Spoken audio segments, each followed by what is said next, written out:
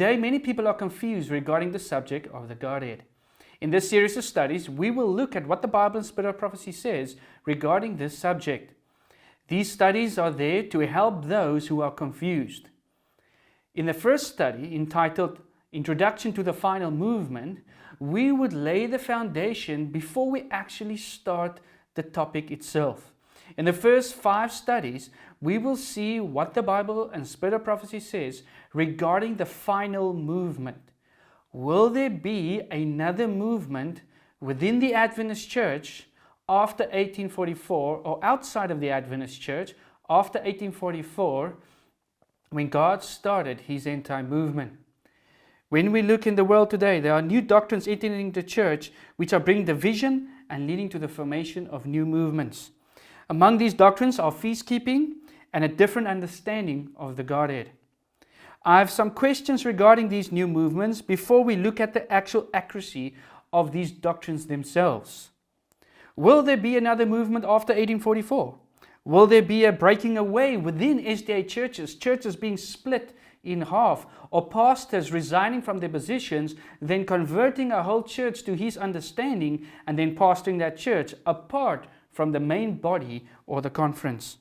Will there be different camp meetings and church services apart from the main body? Is this God's will? Is there counsel in the Spirit of Prophecy that will help us to understand this better, or a prophecy pointing to this fact that this would happen within the Seventh-day Adventist Church? If I look at a book called The Great Controversy, that book covers history and the future, from AD 70 when Jerusalem was destroyed until after the millennium when the new earth will be created.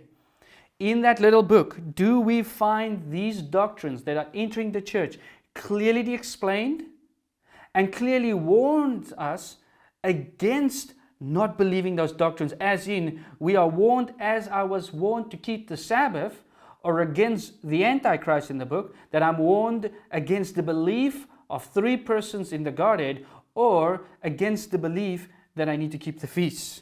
Am I warned against these things in that little book that gives us exactly what we need to know for these last days? Do we find feast keeping and a different understanding of the Godhead clearly explained in this book? If so, then those statements and Bible references must be as clear as the warnings in the Old Testament that when Israel was about to reject the Messiah, Daniel 9 warned that the Gentiles will then take over as God's Christian church. Is there a clear prophecy prophesying that this would happen in the SDA church? If not, then we can with certainty reject any new wind of doctrine which brings division into the church. If we study prophecy carefully and what Spirit of Prophecy says on this topic, we find a warning that the church will look at it as it is about to fall. But the church won't fall according to prophecy. Now in this study, I'm going to lay the foundation for the first 5 studies. As I said, we will only start studying the actual doctrine on the Godhead in study number 6. We're going to start with Daniel chapter 8. Now these are very basic principles, but they're vitally important to understand before we go into the topic. What we're going to look at in the series is, number 1, what is the result of this new doctrine entering the church? Yes, I know they say the pioneers believe this, but now it is a new movement starting within the church. This movement wasn't there when I became a Seventh-day Adventist. It wasn't even there 2 years ago. It's now something new that's dividing the church in the middle.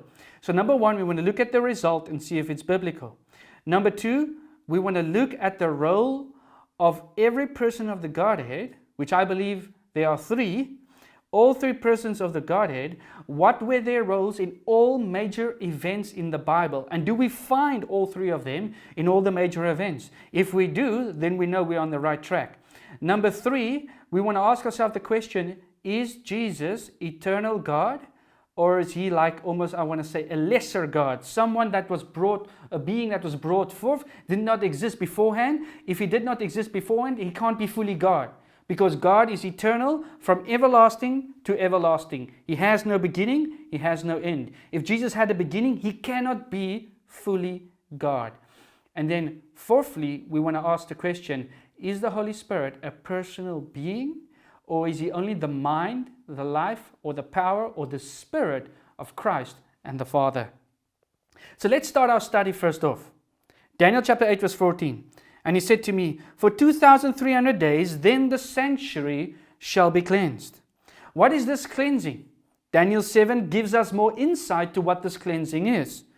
After the Antichrist rule for 1,260 years, the investigative judgment would begin. Now we all know this. Daniel 7 verse 8 to 10 says, I was considering the horns, and there was another horn, a little one, that is now the Antichrist power that ruled for 1,260 years, coming up among them, that's among the other 10 horns, before whom 3 of the first horns were plucked out by the roots, and there in this horn were eyes like the eyes of a man, and a mouth speaking pompous words. I watched till thrones were put in place, and the Ancient of Days was seated. His garment was white as snow, and the hair of his head was like pure wool. His throne was a fiery flame, its wheels a burning fire. A fiery stream issued and came forth from before him. 1,000 thousands ministered to him. 10,000 times 10,000 stood before him. The court was seated, and the books were open. What do we find here in Daniel chapter 7?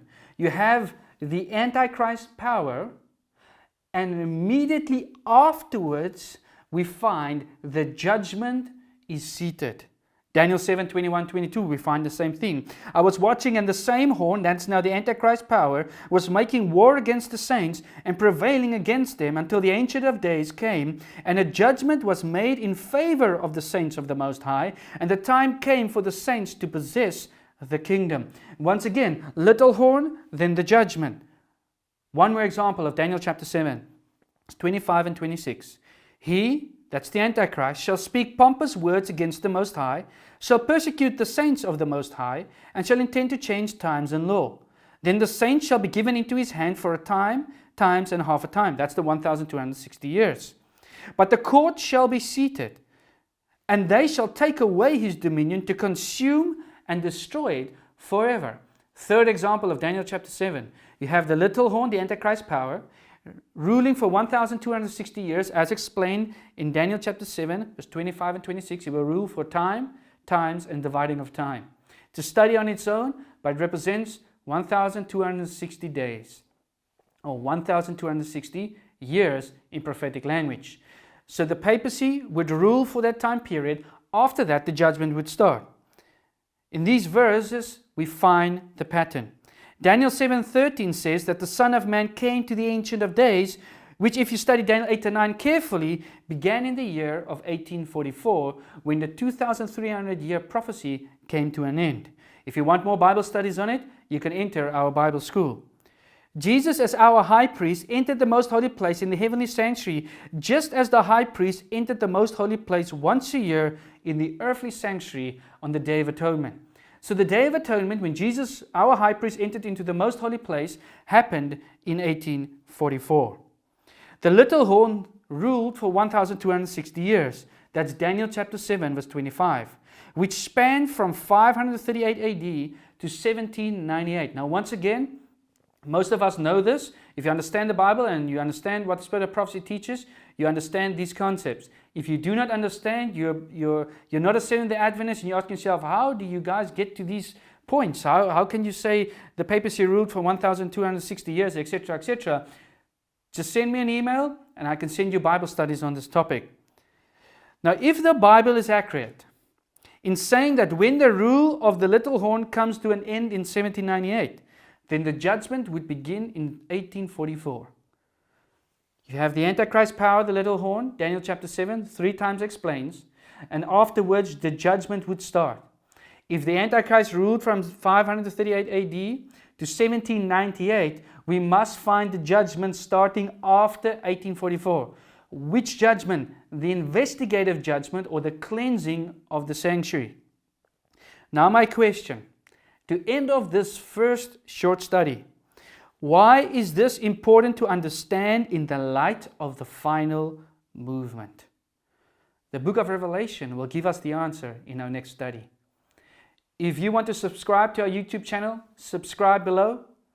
If you want to follow us on Facebook, follow us on Instagram, or any other social media as in the box below, you can do that.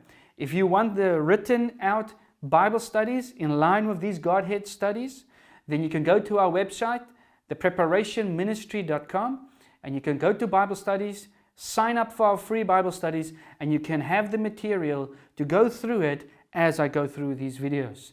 See you in the next video.